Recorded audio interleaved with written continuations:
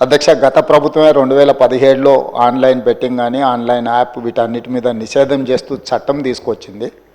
చట్టం చేశాం కానీ దాన్ని పకడ్బందీగా అమలు చేసే విషయంలో మరి గత ప్రభుత్వంలో కొంత నిర్లక్ష్యం జరిగింది.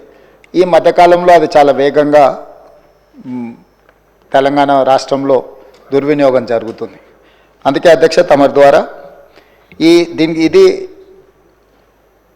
పక్క రాష్ట్రాలు, దేశము, ఇతర దేశాలు ఈ నేరం ఒక రకంగా అంతర్జాతీయ స్థాయిలో, రాష్ట్ర స్థాయి నుంచి మొదలు పెడితే అంతర్జాతీయ స్థాయి వరకు వివిధ రకాల సంస్థలు, వ్యక్తులు, రకరకాల దేశాలకు సంబంధించిన నేరగాళ్ళు అందరూ కూడా ఇందులో పాల్గొంటున్నారు.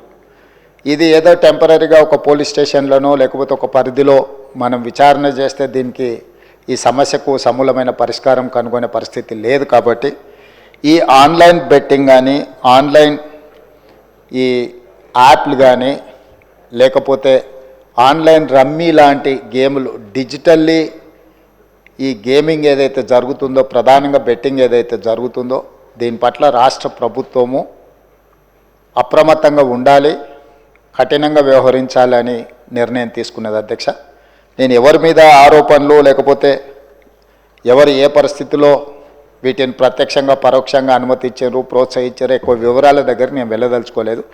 రాష్ట్ర ప్రభుత్వం స్పష్టంగా బెట్టింగ్ యాప్లు కానీ ఆన్లైన్ బెట్టింగ్ కానీ ఆన్లైన్ రమ్మీ గేమ్ల పట్ల అప్రమత్తంగా ఉండడమే కాదు కఠినంగా వ్యవహరించాలని ఈరోజు రాష్ట్ర ప్రభుత్వం నిర్ణయం తీసుకున్నది.